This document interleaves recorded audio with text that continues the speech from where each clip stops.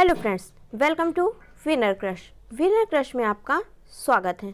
Friends, ये आपके लेखपाल एग्ज़ाम की तैयारी चल रही है। इस समय आपका एग्ज़ाम 19 जून को होना है।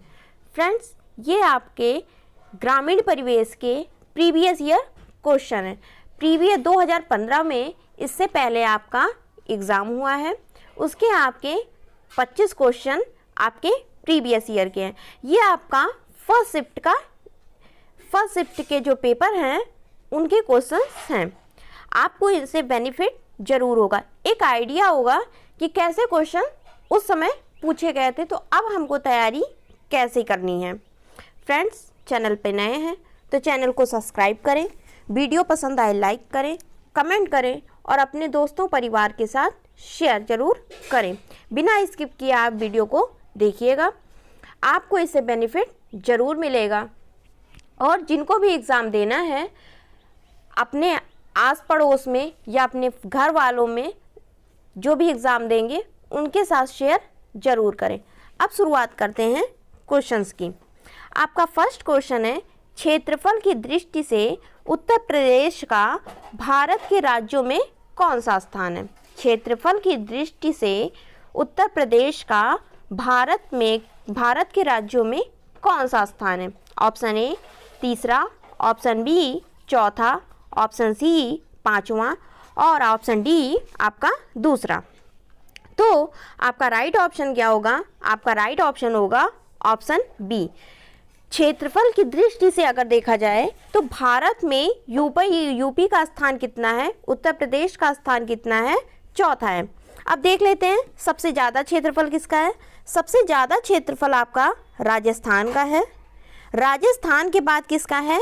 एमपी का है, जिसे मध्य प्रदेश कहते हैं। फिर आपका महाराष्ट्र का है, फिर यूपी का है। तो यूपी कहाँ आ गया? चौथे नंबर पे आ गया। फिर आपका गुजरात का है। गुजरात के बाद किसका है? कर्नाटका का है। सबसे अधिक क्षेत्रफल किसका है हमारे भारत में? राजस्थान का। फिर मध्य प्रदेश है, फिर महाराष्ट्र है, फिर यूपी है, गुजरात है और आपका कर्नाटका है। अगर जनसंख्या की दृष्टि से देखा जाए तो यूपी का स्थान का कितना कब है? पहला स्थान है। फिर उसके बाद महाराष्ट्र है, फिर आपका बिहार है। बिहार के बाद आपका क्या है? वेस्ट बंगाल है। अगर पूरे विश्व के परिप्रेक्ष्य में देखा जाए, पूरे विश्व के परिप्रेक्ष्य में देखा जाए तो क्षेत्रफल की दृष्टि से भारत किस स्थान पे आएगा? 7वें स्थान पे आएगा। अगर विश्व के परिप्रेक्ष्य में देखा जाए तो क्षेत्रफल की दृष्टि से भारत किस स्थान पे आएगा? 7वें स्थान पे आएगा। क्षेत्रफल पूरे विश्व के तौर पे देखा जाता है तो भारत 7वें स्थान पे आता है। ये आपका यूपी पुलिस कांस्टेबल 49,000 में ये क्वेश्चन आपके पूछे गए हैं। देखिए, सबसे अधिक क्षेत्रफल किसका है? रूस का है। रूस के बाद किसका है? कनाडा का है। कनाडा के बाद किसका है? चीन का है। चीन के बाद किसका है? यूएसए या संयुक्त राज्य अमेरिका का है। फिर आपके ब्राज़ील का है।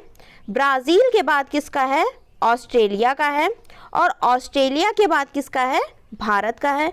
और भारत के बाद 8वां स्थान किसका है? अर्जेंटीना का है। सबसे अधिक किसका है?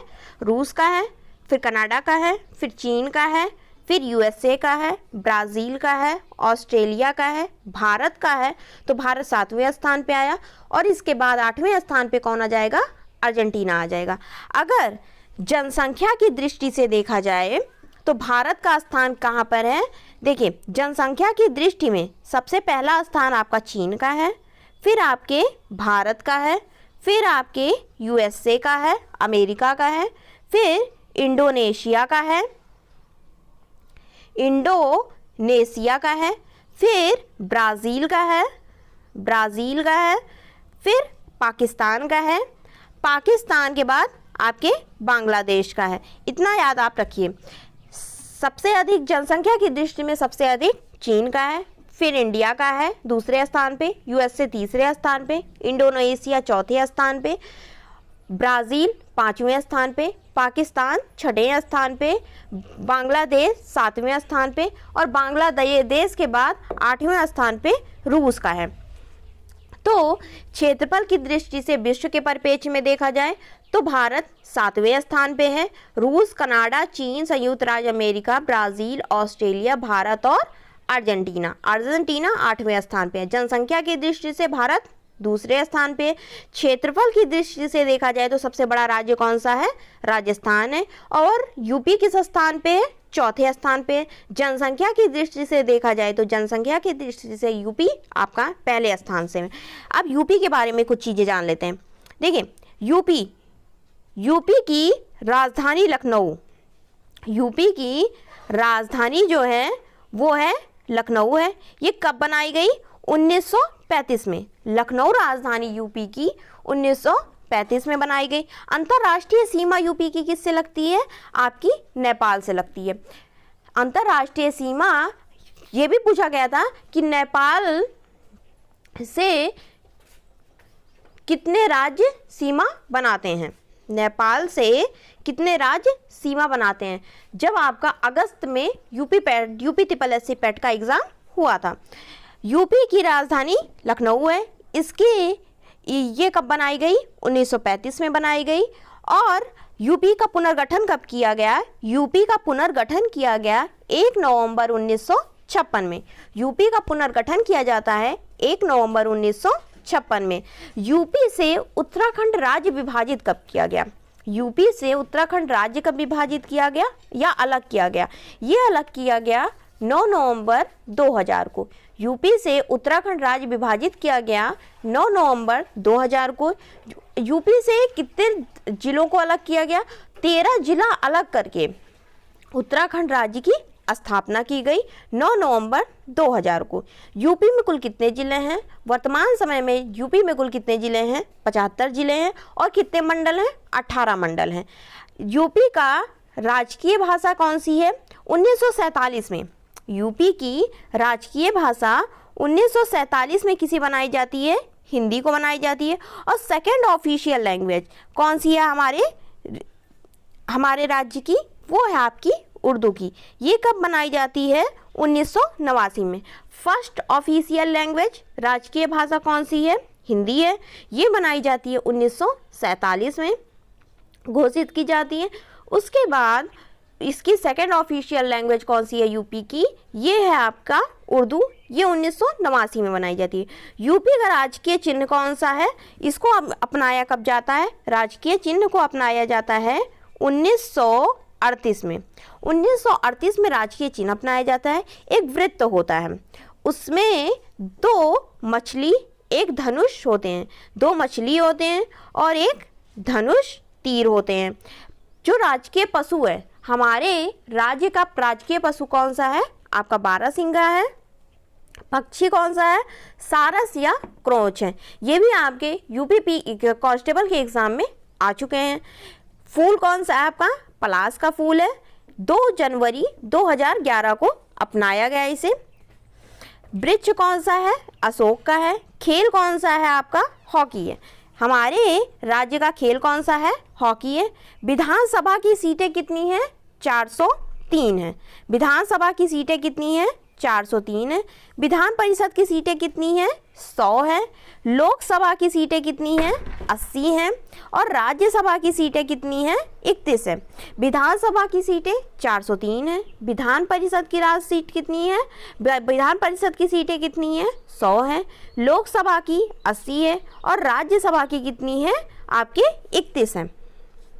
नेक्स्ट क्वेश्चन है, 9वीं पंचवर्षीय योजना 1997 से लेकर के 2002 में ग्रामीण क्षेत्रों में बीपीएल के लिए निश्चित की गई वार्षिक पारिवारिक आय का स्तर क्या है? Option A 18,000, option B 25,000, option C 28,000 या ऑप्शन डी 20,000। तो पहले हम जान लेते हैं पंचवर्षीय योजना। पंचवर्षीय योजना आयोग के तहत पंचवर्षीय योजना की शुरुआत हुई। योजना आयोग के तहत किसकी शुरुआत होती है? पंचवर्षीय योजना की शुरुआत होती है। योजना आयोग कब से कब तक चलता है? 1950 से लेकर के 2014 तक चलता है। 1950 से लेकर के 2014 तक चलता है। योजना आयोग का ही नाम बदल के क्या कर दिया गया है, नीति आयोग कर दिया गया है। नीति आयोग की स्थापना कब होती है, नीति आयोग, नीति आयोग इसकी स्थापना कब होती है, 1 जनवरी 2015 में, 1 जनवरी 2015 में। नीति आयोग का फुल फॉर्म क्या है, national institution for transforming India. NITI Aayog को हम क्या कहते हैं, नीति आयोग को हम कहते हैं थिंक टैंक। इसके चेयरमैन कौन होते हैं, प्रधानमंत्री होते हैं। हमारे देश के प्रधानमंत्री कौन होते हैं, इसके चेयरमैन होते हैं। तो वर्तमान समय में कौन है, मोदी जी हैं। उपाध्यक्ष कौन हैं, डॉक्टर राजीव कुमार जी हैं। और उपाध्यक्ष कौन नियुक्त करता है, उपाध्यक्ष नियुक्त करते हैं प्रधानमंत्री नियुक्त करते हैं। अब जान लेते हैं पंचवर्षीय योजना। पंचवर्षीय योजना, पहली पंचवर्षीय योजना कब आती है, पहली पंचवर्षीय योजना 1951 से लेकर के 1956 में। फिर दूसरी पंचवर्षीय योजना, दूसरी पंचवर्षीय योजना आती है 1956 से लेकर के 1961 तक। फिर तीसरी पंचवर्षीय योजना आती है 1961 से लेकर 1966 तक। चौथी पंचवर्षीय योजना आती है 1989 से लेकर के 1974 तक। पांचवी पंचवर्षीय योजना आती है 1976 से लेकर के 1978 तक। उस छठी पंचवर्षीय योजना आती है 1980 से लेकर के 1985 तक। सातवीं पंचवर्षीय योजना आती है 1985 से लेकर के 1990 तक। और आठवीं पंचवर्षीय योजना आती है 1992 से लेकर के 1997 तक। नौवीं पंचवर्षीय योजना आती है 1997 से 2002 तक। 10वीं पंचवर्षीय योजना आती है 2002 से लेकर के 2007 तक। 11वीं पंचवर्षीय योजना आती है 2007 से लेकर के 2012 तक। और 12वीं पंचवर्षीय योजना आती है 2012 से लेकर के 2017 तक। तो हमारा क्वेश्चन क्या था, 9वीं पंचवर्षीय योजना 1997 से लेकर के कब आती है, 2002 तक आती है। में ग्रामीण क्षेत्रों में बीपीएल के लिए निश्चित की गई वार्षिक पारिवारिक आय का स्तर क्या होगा। तो आपका राइट ऑप्शन क्या है, ऑप्शन डी 2000 होगा, 2000 रुपये होगा। कि 1997 में जब 9वीं पंचवर्षीय योजना आई तो ग्रामीण क्षेत्रों में जो बीपीएल धारक हैं उनके लिए वार्षिक पारिवारिक आय, वहाँ पे वार्षिक पारिवारिक आय कितनी होगी, 20,000 होगी। पंचवर्षीय योजना की शुरुआत कब होती है, 1950 में होती है। कब तक होती है, 2014 तक होती है। 2014 में मोदी जी आते हैं। मोदी जी ने पंचवर्षीय योजना आयोग का नाम बदल के क्या कर दिया, नीति आयोग कर दिया। इसकी शुरुआत कब होती है, 1 जनवरी 2015 को इसकी स्थापना होती है। ये क्या है, थिंक टैंक है। इसके चेयरमैन कौन होते हैं, इसके अध्यक्ष होते हैं भारत का प्रधानमंत्री। उपाध्यक्ष तो इस समय वर्तमान समय में अध्यक्ष कौन है, मोदी जी हैं, नरेंद्र दामोदर दास मोदी जी हैं। और उपाध्यक्ष कौन है, उपाध्यक्ष आपके हैं डॉक्टर राजीव कुमार जी हैं। नेक्स्ट क्वेश्चन है, उत्तर प्रदेश में किस राज्य में मनरेगा प्रारंभ किया गया था। उत्तर प्रदेश में किस वर्ष में मनरेगा प्रारंभ किया गया था। Option A 2006, option B 2007, option C 2008 या ऑप्शन डी 2005। तो आपका राइट ऑप्शन क्या है, मनरेगा उत्तर प्रदेश में कब प्रारंभ होता है, 2006 में। देखिए उत्तर प्रदेश में मनरेगा 2006 से प्रारंभ हो जाता है। मनरेगा क्या होता है, महात्मा गांधी राष्ट्रीय ग्रामीण रोजगार गारंटी योजना या अधिनियम कह ले, ये होता है आपका मनरेगा। मनरेगा 2 फरवरी 2006 को 200 जिलों में शुरू किया गया। 2 फरवरी 2006 में 200 जिलों में शुरू किया गया और 1 अप्रैल 2008 में पूरे देश में लागू कर दिया गया। 2 अक्टूबर 2009 से पहले मनरेगा का नाम क्या था, नरेगा था, जो 2 अक्टूबर 2009 में क्या हो जाता है, महात्मा गांधी राष्ट्रीय ग्रामीण रोजगार गारंटी अधिनियम हो जाता है। मनरेगा क्यों बनाया गया? मनरेगा बनाया, केंद्र सरकार ने बनाया। इस योजना के अंतर्गत क्या कहा गया कि 100 दिन आपको रोजगार की गारंटी देंगे, 100 दिन रोजगार की गारंटी देंगे, इसलिए मनरेगा को बनाया गया। नेक्स्ट क्वेश्चन है, सामाजिक वानिकी कार्यक्रम का उद्देश्य निम्नलिखित सभी क्षेत्रों में बड़े पैमाने पर वृक्षारोपण है सिवाय ऑप्शन ए निम्नलिखित वन आरक्षित क्षेत्रों में, ऑप्शन बी फसल के लिए अनुपयुक्त सार्वजनिक भूमि पर, ऑप्शन सी नगरीय औद्योगिक संपदाओं में, ऑप्शन डी सड़कों तथा रेल पारियों के साथ साथ। तो आपका राइट ऑप्शन क्या है? ऑप्शन सी नगरीय औद्योगिक संपदाओं में। सामाजिक वानिकी कार्यक्रम का उद्देश्य क्या है? वन आरक्षित क्षेत्रों, फसल के लिए अनुपयुक्त सार्वजनिक भूमि पर और सड़क तथा रेल पटरियों के साथ साथ सभी क्षेत्रों में बड़े पैमाने पर क्या किया जाए? वृक्षारोपण किया जाए, सिवाय कहाँ? नगरीय औद्योगिक संपदाओं में। तो नगरीय औद्योगिक संपदाओं में वृक्षारोपण नहीं किया जाएगा, जबकि आपके वन आरक्षित क्षेत्र जो होंगे, फसल के लिए जो अनुपयुक्त सार्वजनिक भूमि पर और सड़कों की किनारे किनारे या बीचों बीच भी आप लगते हैं, और रेल पटरियों के साथ साथ सभी क्षेत्रों पर बड़े पैमाने पर क्या लगाएंगे? वृक्ष लगाए जाएंगे। नेक्स्ट क्वेश्चन है आपका, उत्तर प्रदेश में प्रमुख रेल इंजन संयंत्र कहाँ पर स्थित है? उत्तर प्रदेश में प्रमुख रेल इंजन संयंत्र कहाँ स्थित है? ऑप्शन ए कानपुर क्षेत्र, ऑप्शन बी अलीगढ़ क्षेत्र, ऑप्शन सी आपका फतेहपुर क्षेत्र, ऑप्शन डी आपका मुगल सराय क्षेत्र। तो आपका राइट ऑप्शन क्या है? आपका राइट ऑप्शन है ऑप्शन डी, उत्तर प्रदेश में मुगल सराय क्षेत्र में रेल इंजन संयंत्र स्थित है।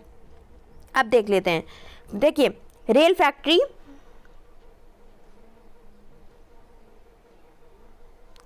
रेल फैक्ट्री और आपका शहर। देखिए रेल कोच फैक्ट्री कहाँ होती है?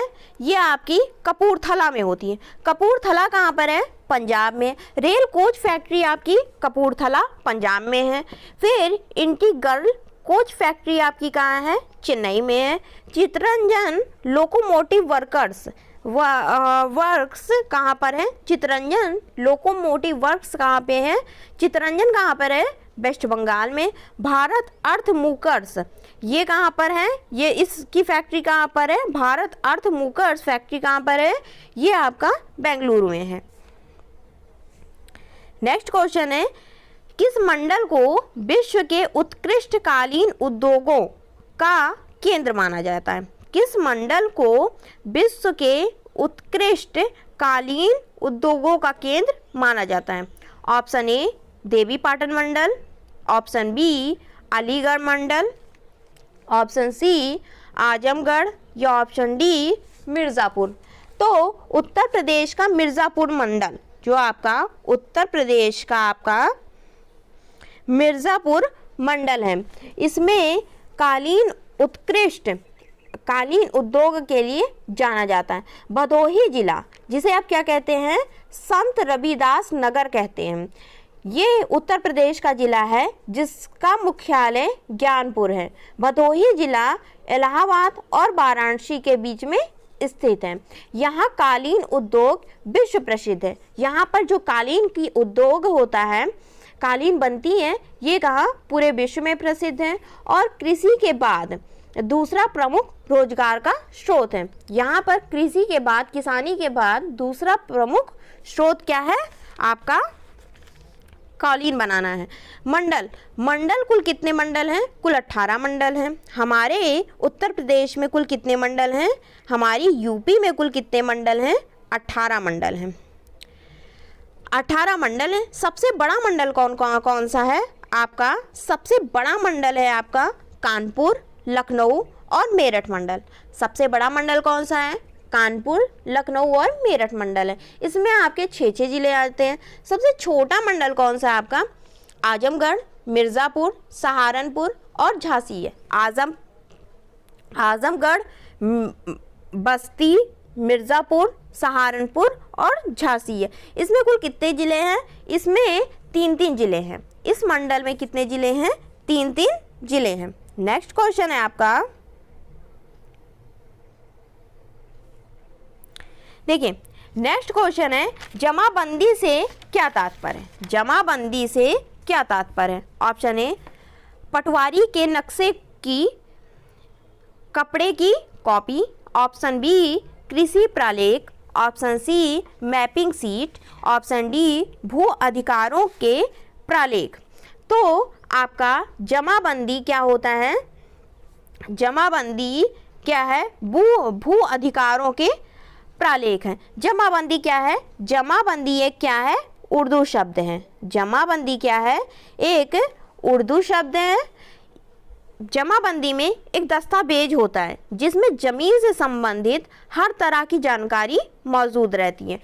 उस जमाबंदी क्या होता है? एक दस्तावेज होता है, एक डॉक्यूमेंट होता है जिसमें उस जमीन से संबंधित हर तरह की जानकारी मौजूद होती है। और जमाबंदी को ही क्या कहते हैं? रिकॉर्ड कहते हैं। जमाबंदी पटवारी का बही खाता होता है। जमाबंदी क्या होता है? पटवारी का बही खाता होता है जिसमें काश्तकारों के लगान का हिसाब और ब्यौरा लिखा हुआ होता है। नेक्स्ट क्वेश्चन है, उत्तर प्रदेश राज्य के वित्तीय स्वास्थ्य की देखरेख तथा सरकारी लेन देन में पारदर्शिता लाने के लिए कौन सी वेबसाइट तैयार की गई है? ऑप्शन ए, सृष्टि। Option B, NIC। Option C, अर्थशास्त्र। ऑप्शन डी, कोशवाणी। तो ये आपका राइट ऑप्शन क्या है? कोशवाणी। उस समय उत्तर प्रदेश राज्य के वित्तीय स्वास्थ्य की देखरेख और सरकारी लेन देन में पारदर्शिता लाने के लिए कोशवाणी वेबसाइट तैयार की गई थी। नेक्स्ट क्वेश्चन है, कौन से शास्त्रीय नृत्य रूप का उत्तर प्रदेश में उद्भव हुआ है? Option A, Bharatanatyam. Option B, Kuchipudi. Option C, Ghoomar. या ऑप्शन डी, कथक। तो आपका राइट ऑप्शन क्या होगा? कथक। कथक क्या है? हमारे यूपी का या कह दे उत्तर भारत का क्या है? शास्त्रीय नृत्य है। देखिए हमारे भारत में कुल कितने शास्त्रीय नृत्य हैं? कुल 8 शास्त्रीय नृत्य हैं। लेकिन भाषाएं कितनी है शास्त्रीय? कुल भाषाएं आपकी 6 भाषाएं हैं। 8 शास्त्रीय नृत्य को जान लेते हैं। भरतनाट्यम, आपका भरतनाट्यम कहाँ पर होता है? तमिलनाडु में। कुचिपुड़ी, कुचिपुड़ी क्या होती है? आंध्र प्रदेश में। घूमर तो आपका एक लोक नृत्य है, ये तो आप ऐसे ही काट दीजिए। घूमर आपका लोक नृत्य है। ये कहाँ पे होता है? ये आपका राजस्थान में होता है। कथक तो आपका यूपी में होता है। कथकली और मोहिनीअट्टम ये कहाँ होते हैं? आपके केरल में होते हैं। कुचिपुड़ी आपके आंध्र प्रदेश में। मणिपुरी मणिपुर में। ओडिसी उड़ीसा में। और सत्रिया आपके असम में। अब देखिए भरतनाट्यम तमिलनाडु में, कथक उत्तर प्रदेश में, कथकली और मोहिनीअट्टम। कथकली और मोहिनीअट्टम आपके कहाँ होते हैं? केरल में होते हैं। ये दोनों शास्त्रीय नृत्य केरल में होते हैं। कुचिपुड़ी आंध्र प्रदेश में, मणिपुरी मणिपुर में, ओडिसी उड़ीसा में और सत्रिया आपके असम में। अब 6 शास्त्रीय भाषाओं को जान लेते हैं। 8 शास्त्रीय नृत्य हैं, 6 शास्त्रीय भाषाओं को जान लेते हैं। आपके उत्तर भारत में कौन सी शास्त्रीय भाषा बोली जाती है? संस्कृत बोली जाती है। संस्कृत बोली जाती है। कन्नड़,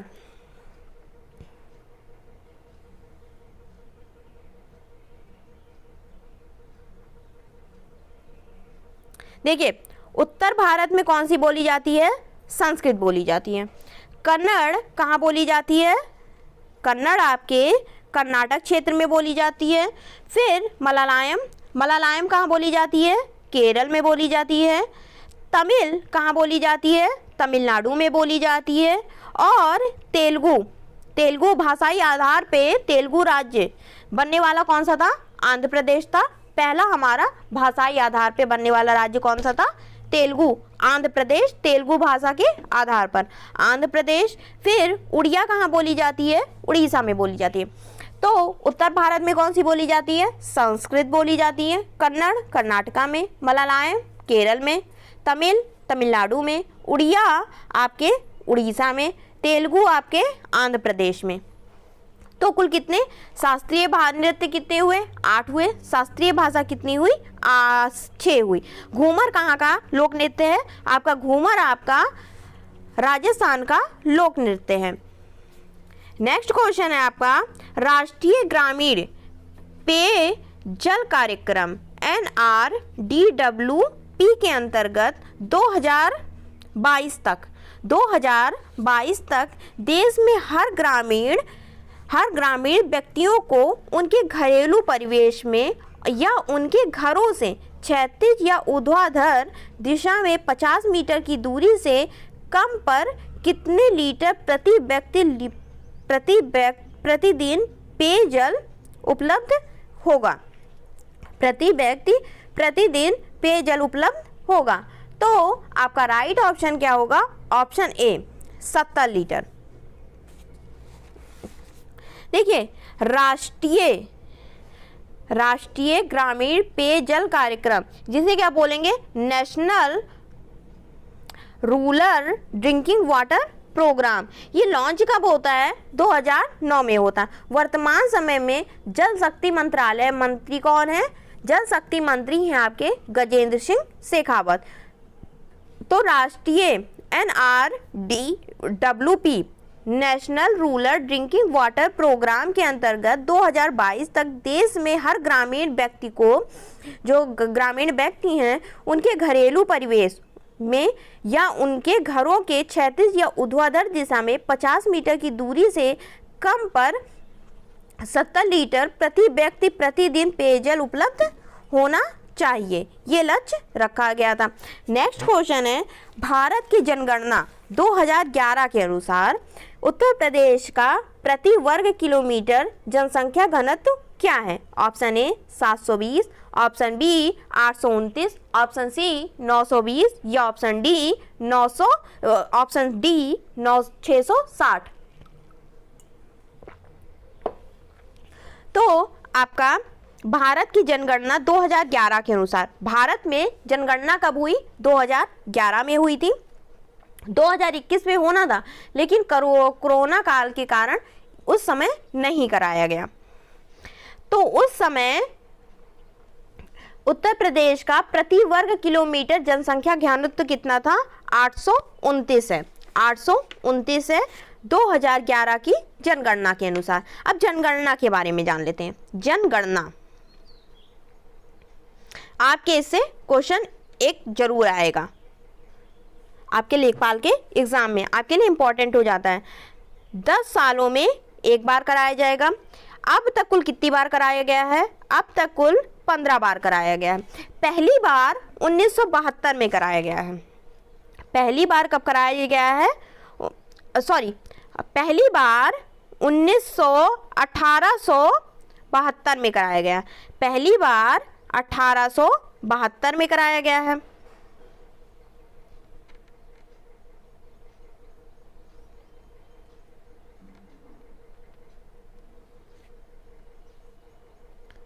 पहली बार कब कराया गया है? 1872 में कराया गया है। ये ब्रिटिश वाइसराय उस समय कौन थे? लॉर्ड मेयो के कार्यकाल में पहली बार कराया गया था। लेकिन पहली संपूर्ण जनगणना कब कराई गई? पहली संपूर्ण जनगणना कराई गई 1881 में। 1872 में लॉर्ड मेयो के कार्यकाल में होती है जनगणना, फिर पहली संपूर्ण जनगणना कराई जाती है कब? 1881 में। अब 2011 जनगणना के बारे में जान लेते हैं। 2011 की जनगणना, इसके आयुक्त कौन होते हैं? इस जनगणना के आयुक्त कौन होते हैं? आपके चंद्रमौली जी। एस कहते हैं सी चंद्रमौली जी, सी चंद्रमौली जी होते हैं। इसकी शुरुआत कब होती है? 2011 के जनगणना की 1 मई 2010 को। इस जनगणना के अनुसार लिंगानुपात कितना होता है? 2011 जनगणना के अनुसार लिंगानुपात कितना होता है? 1000 पुरुष पर कितनी महिलाएं?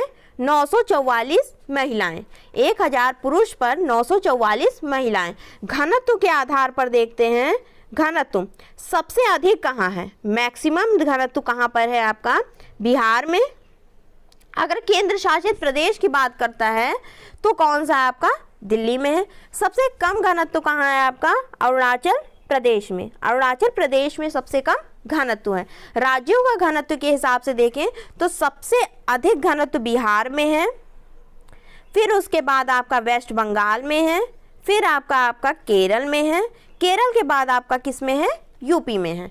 सबसे राज्यों के घनत्व के अनुसार देखा जाए तो सबसे अधिक घनत्व कहाँ पे है, बिहार में, फिर आपका वेस्ट बंगाल में है, फिर केरल में है, फिर आपका यूपी में है। और जनसंख्या की दृष्टि से सबसे अधिक जनसंख्या कहाँ पर है, यूपी में, फिर महाराष्ट्र में, बिहार में, फिर वेस्ट बंगाल में या पश्चिम बंगाल कहा जाता है।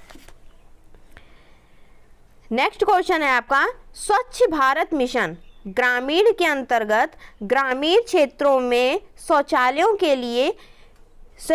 के लिए नवंबर 2014 में उत्तर प्रदेश सरकार ने कितने करोड़ रुपए का प्रावधान किया। तो आपका राइट आंसर क्या होगा, इसका आपका राइट आंसर होगा ऑप्शन सी, 685 करोड़ रुपए। ये 2014 के परपेज में ये आपका करंट का क्वेश्चन हो जाता है। स्वच्छ भारत मिशन ग्रामीण के अंतर्गत ग्रामीण क्षेत्रों में शौचालय निर्माण के लिए, हर घर में शौचालय हो, इसलिए नवंबर 2014 में कुल 685 करोड़ रुपए का प्रावधान किया। उत्तर प्रदेश में 75 जिलों सहित कितने प्रमुख मंडल हैं, ये बताए हैं।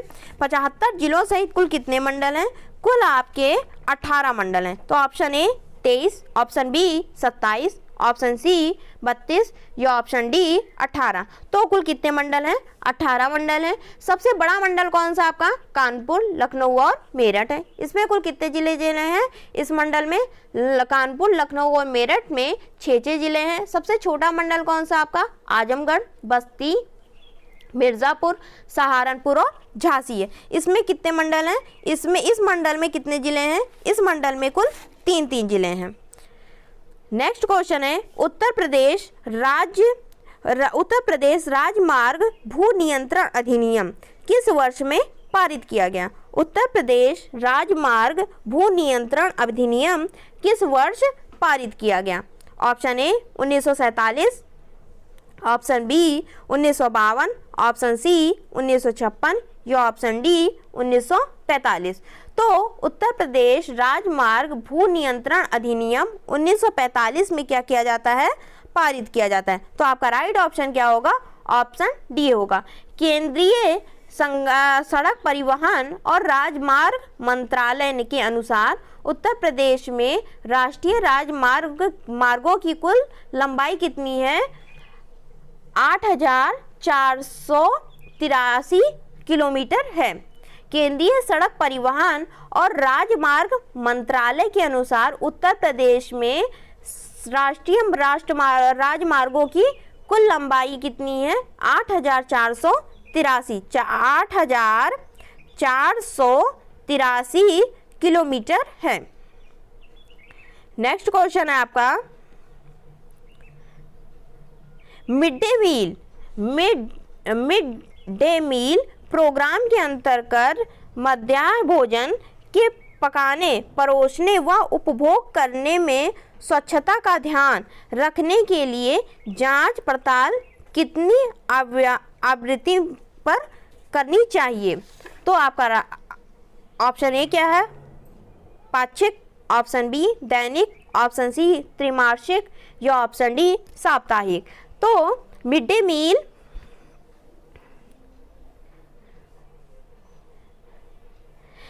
मील प्रोग्राम के अंतर्गत मध्याह्न भोजन के पकाने, परोसने व उपभोग करने में स्वच्छता का ध्यान रखने के लिए जांच पड़ताल दैनिक आवृत्ति पर यानी रोज करनी चाहिए। अब देखिए, मिड डे मील योजना की शुरुआत कब होती है। मिड डे मील योजना की शुरुआत होती है 15 अगस्त 1995 में। कब स्टार्ट किया जाता है? 15 अगस्त 1995। मिड डे मील योजना, जो मिड डे मील प्रोग्राम है, इसकी शुरुआत करने का कारण या लक्ष्य क्या है? इसका लक्ष्य है, इस योजना का लक्ष्य है कि सरकारी प्राथमिक विद्यालय, जो सरकारी प्राथमिक विद्यालय में पढ़ने वाले बच्चों में को पोषण युक्त भोजन और उनके माता पिता को बच्चों को स्कूल भेजने के लिए प्रेरित करना। जो प्राथमिक स्कूलों में बच्चे आते हैं उनको पोषण युक्त भोजन मिले और उनके माता पिता उनको माता पिता को स्कूलों में भेजने के लिए प्रेरित किया जाए, इसलिए इसकी शुरुआत की गई। इसकी शुरुआत कब होती है? 15 अगस्त 1995 में। अंबेडकर विशेष रोजगार योजना के अंतर्गत सामान्य श्रेणी लाभार्थियों के लिए उपलब्ध इकाई लागत प्रतिशत और अधिकतम आर्थिक सहायता, जिसे क्या कहते हैं? अधिकतम आर्थिक सहायता, जिसे सब्सिडी कहते हैं, धनराशि क्या है? ऑप्शन ए 33% और कितना? 10,000। Option B 25%, 7,500। Option C 33%, 7,500। Option D 25%, 10,000। तो आपका राइट ऑप्शन क्या है? Option B. अंबेडकर विशेष रोजगार योजना का लक्ष्य है सामान्य श्रेणी के लाभार्थियों के लिए उपलब्ध इकाई लागत का 25% और अधिकतम 7,500 रुपये की आर्थिक सहायता का प्रावधान करना। नेक्स्ट क्वेश्चन है, एक ग्राम पंचायत में महिलाओं के लिए कितने प्रतिशत पद आरक्षित होना चाहिए? Option A 20%, option B 33%, option C 50% या ऑप्शन डी 10%। तो एक ग्राम पंचायत में महिलाओं के लिए कुल 33% सीट आरक्षित होने चाहिए। कहीं कहीं 50% भी सीटें हैं, कई राज्यों में 50% सीटें भी हैं। पहले हम जान लेते हैं ग्राम पंचायत के बारे में। ग्राम पंचायत 73वें संविधान संशोधन 1992 के द्वारा पंचायतों में महिलाओं हेतु 33% सीटों के आरक्षण की बात की गई, वहीं से शुरुआत की गई। 73वें संविधान संशोधन के ही तहत 11वीं अनुसूची जोड़ी गई। 73वें संविधान संशोधन के अंतर्गत ही 11वीं अनुसूची जोड़ी गई, जो किससे संबंधित था? ग्राम पंचायत से संबंधित था। इसमें कुल कितने विषय हैं? इसमें कुल कितने विषय हैं? 18 विषय हैं। ग्राम पंचायत का गठन और शक्ति संविधान के भाग 4 और आपका अनुच्छेद कौन सा है? आर्टिकल 40 या अनुच्छेद 40 में दिया गया है। बलवंत राय मेहता समिति ने त्रिस्तरीय पंचायती राज की सिफारिश की थी। बलवंत राय मेहता समिति ने त्रिस्तरीय पंचायती राज व्यवस्था की बात की थी या सिफारिश की थी। देखिए, भारत सरकार ने पंचायतों में महिलाओं की आरक्षित संख्या कितनी की है? 33% की है, लेकिन कुछ राज्यों में इसे बढ़ाकर क्या कर दिया गया है? 50% कर दिया गया है। जो सीटें हैं महिलाओं के लिए वो 33% से बढ़ा करके क्या कर दिया गया है? ये आपका 50% कर दिया गया। 33% सीट महिलाओं के लिए आरक्षित कब की गई? 73वें संविधान संशोधन 1992 में की गई। जैसे कि आपका 50% कहाँ पर है? बिहार है, उत्तराखंड है, हिमाचल प्रदेश और मध्य प्रदेश में क्या किया गया है? पंचायती राज संस्थाओं में महिलाओं के लिए कुल 50% सीट आरक्षित कर दी गई है। बिहार पहला राज्य है जहां सबसे पहले 2005 में महिलाओं को पंचायत में 50% आरक्षण दिया गया। बिहार पहला राज्य है जिसमें 2005 में महिलाओं को 50% सीट उनके लिए आरक्षित कर दिए। नेक्स्ट क्वेश्चन है आपका, निम्नलिखित में से कौन सा एक उत्तर प्रदेश राज्य के अधीनस्थ न्यायिक सेवा के रूप में कार्य करता है? ऑप्शन ए इटावा जिला न्यायालय, ऑप्शन बी चंदौली जिला न्यायालय, ऑप्शन सी पीलीभीत जिला न्यायालय या ऑप्शन डी बांदा जिला न्यायालय। तो आपका राइट ऑप्शन क्या है? आपका राइट ऑप्शन है ऑप्शन ए इटावा जिला न्यायालय, ये उत्तर प्रदेश राज्य के अधीनस्थ न्यायिक सेवा के रूप में कार्य करता है। अधीनस्थ न्यायपालिका को यूपी सिविल न्यायिक सेवा और यूपी उच्चतर न्यायिक सेवा दो भागों में विभाजित किया जाता है। पूर्व में म्युनिसिप्स और सिविल जज शामिल थे, जिनमें छोटे छोटे जो केसेस हैं वो न्यायाधीश और बाद में सिविल और सत्र न्यायाधीश भी शामिल हैं। जिला न्यायाधीश जिला स्तर पर अधीनस्थ न्यायिक सेवा का नियंत्रक होता है। जिला न्यायाधीश जो जिला न्यायाधीश होता है वो जिला स्तर पर अधीनस्थ न्यायिक सेवा का नियंत्रक होता है। उच्च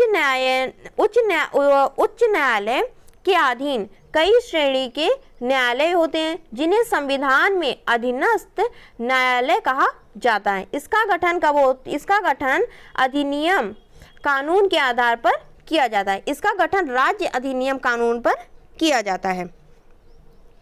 नेक्स्ट क्वेश्चन है आपका, ब्रिटिश शासन के दौरान उत्तर प्रदेश में भू पंजीकरण किस अधिकारी द्वारा किया जाता है? ब्रिटिश शासन के दौरान उत्तर प्रदेश में भू पंजीकरण जो भूमि का पंजीकरण होता है वो किस अधिकारी के द्वारा किया जाता है? ऑप्शन ए काजी, ऑप्शन बी राज्यपाल, ऑप्शन सी लिपिक या ऑप्शन डी लेखपाल।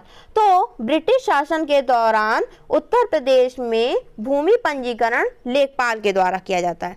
आप लोग बनने वाले भी हैं, लेखपाल के द्वारा किया जाता है। वर्तमान में जमीन की नपाई, लेखा जोखा, अतिक्रमण और अवैध कब्जा जैसे मामलों की देखरेख कौन करता है? वो राजस्व लेखपाल का काम होता है। राजस्व लेखपाल का काम होता है। लेखपाल का काम क्या होगा? जब जमीन की नपाई करेगा, लेखा जोखा जो भी करना होगा, अतिक्रमण करेगा, अवैध कब्जा जैसे मामलों के लिए की देखरेख कौन करते हैं? लेखपाल करते हैं। नेक्स्ट क्वेश्चन है आपका, राज्यसभा में कितने सीटें उत्तर प्रदेश से हैं? राज्यसभा में कितनी सीटें उत्तर प्रदेश से हैं? Option A 31, option B 62, option C 29 या ऑप्शन डी 40। तो आपका राइट ऑप्शन क्या है? ऑप्शन ए। विधानसभा की सीटें कितनी हैं? 403 है। विधान परिषद की सीटें क्या हैं? द्विसदनीय व्यवस्था है हमारी यूपी में, उत्तर प्रदेश में 100 है। लोकसभा की 80 है और राज्यसभा की कितनी है? 31 है। विधानसभा की 403, विधान परिषद की 100, लोकसभा की 80 और राज्यसभा की आपकी 31 है। बीपीएल सूचियों से छूटे हुए बीपीएल परिवारों को लाभ पहुंचाने के लिए कौन सी योजना प्रारंभ की गई? ऑप्शन ए प्रधानमंत्री रोजगार योजना, ऑप्शन बी समाजवादी पेंशन योजना, ऑप्शन सी मुख्यमंत्री महामाया गरीब आर्थिक मदद योजना या ऑप्शन डी समाजवादी आवास योजना। तो आपका राइट ऑप्शन क्या है? बीपीएल सूचियों से छूटे हुए बीपीएल परिवारों को लाभ पहुंचाने के लिए समाजवादी पेंशन स्कीम की शुरुआत की गई थी। नेक्स्ट क्वेश्चन है आपका, उत्तर प्रदेश में किस प्रकार की मिलें सबसे अधिक संख्या मिलें यहाँ मिलें होना चाहिए, मिलें सबसे अधिक संख्या में हैं जो आपकी चीनी मिलें होती हैं। उत्तर प्रदेश में किस प्रकार की मिलें सबसे अधिक संख्या में हैं? ऑप्शन ए चीनी, ऑप्शन बी चावल, ऑप्शन बी चावल, ऑप्शन सी इस्पात बेलनी, ऑप्शन डी आपका कपड़ा। तो उत्तर प्रदेश में सबसे अधिक मिलें किसकी हैं? चीनी मिल हैं, चीनी मिल हैं। चीनी उद्योग ग्रामीण भारत में स्थित कृषि पर आधारित सबसे बड़ा उद्योग है। जो चीनी उद्योग है वो चीनी उद्योग ग्रामीण भारत में स्थित कृषि पर आधारित सबसे बड़ा उद्योग है।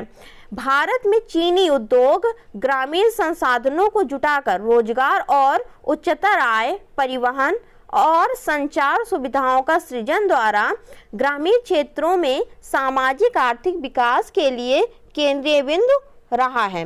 वर्तमान में उत्तर प्रदेश में कुल कितनी चीनी मिल हैं? कुल आपकी 24 चीनी मिल हैं। और उत्तर प्रदेश के गोंडा, हमारा शहर गोंडा जिला में चीनी की सबसे बड़ी मिल स्थापित है। सबसे बड़ी चीनी मिल स्थापित कहाँ पर है? ये आपके गोंडा जिला में स्थापित है। SGSY का पूर्ण रूप है स्वर्ण जयंती ग्रामीण सेवा योजना या स्वर्ण जयंती ग्राम स्वराज योजना, स्वर्ण जयंती ग्राम सड़क योजना या फिर स्वर्ण जयंती ग्राम सुरक्षा योजना। तो SGSY का फुल फॉर्म क्या है? स्वर्ण जयंती ग्राम स्वराज योजना। इसकी शुरुआत कब होती है? SGSY की 1 अप्रैल 1999 को केंद्र सरकार द्वारा इसकी शुरुआत की जाती है। इसका उद्देश्य क्या होता है? ग्रामीण गरीबों, जो ग्रामीण गांव में जो गरीब को रोजगार का अवसर उपलब्ध कराना, ये इनका कार्य होता है या उद्देश्य होता है। उत्तर प्रदेश में लिंगानुपात वर्ष 2001 में 898 से वर्ष 2011 में कितने तक पहुंचा है? Option A 922, option B 925, option C 930 या ऑप्शन डी 912। तो 2001 में कितना था? 898 था। और 2011 में कितना हो गया है? 912 हो गया है, पहुंच गया है। ये लिंगानुपात कितना पहुंच गया है? 800 या 1000 पुरुष पर कितनी महिलाएं थी? 898 थी। 2011 की जनगणना के अनुसार कितनी हो गई हैं? 912 महिलाएं हो गई हैं। उत्तर प्रदेश में बच्चों का लिंगानुपात कितना है? 902 है। उत्तर प्रदेश का घनत्व कितना है? 829 प्रति वर्ग किलोमीटर पर कितने हैं? 829 हैं। भारत में सबसे अधिक लिंगानुपात किस राज्य में है? केरल में है। 1084 हैं, यानी कि 1000 पुरुष पर 1084 महिलाएं हैं। और भारत में सबसे कम लिंगानुपात कहाँ पर है?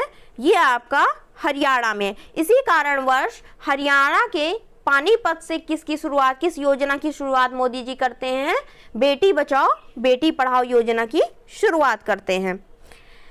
मध्य भारत में 1 बीघा कितने हेक्टेयर के बराबर होता है? मध्य भारत में 1 बीघा कितने हेक्टेयर के बराबर होता है? Option A 0.3058 hectare, option B 0.2529 hectare, option C 0.4425 hectare या ऑप्शन डी 0.2025 हेक्टेयर। तो आपका राइट ऑप्शन क्या है? ऑप्शन बी 0.2529 हेक्टेयर के बराबर मध्य भारत में 1 बीघा होता है।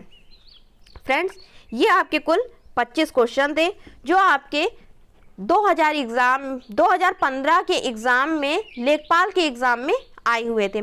आप इनको देखिएगा ज़रूर और पूरी वीडियो देखेंगे तो आपको ज़रूर कुछ ना कुछ बेनिफिट होगा ही होगा, क्योंकि आपको एक आइडिया होगा कि आपके एग्ज़ाम में कैसे क्वेश्चंस पहले पूछे गए हैं और अब कैसे क्वेश्चन पूछे जा सकते हैं। योजनाएं बहुत अधिक हैं, उनको आप ज़रूर पढ़ें। ग्रामीण परिवेश में योजनाओं को ज़रूर पढ़ें, आपको इनसे बेनिफिट ज़रूर होगा। आपके एग्ज़ाम में लेखपाल में कुल ग्रामीण परिवेश से 25 क्वेश्चन आएंगे और आपका 4 पोर्शन है, हिंदी, मैथ, जीएस और ग्रामीण परिवेश। इनसे आपके 25-25 क्वेश्चन आएंगे। हिंदी के प्रीवियस ईयर क्वेश्चंस हो गए हैं, कृपया उसको एक बार प्लेलिस्ट ज़रूर चेक करें। जीएस का एक प्रीवियस ईयर सेकेंड शिफ्ट के एग्ज़ाम के प्रीवियस ईयर हो गए हैं, फर्स्ट शिफ्ट का कराना है वो भी हो जाएगा। मैथ की क्लासेस आपकी मंडे से चलेंगी, मैथ की क्लासेस आपकी मंडे से चलेंगी।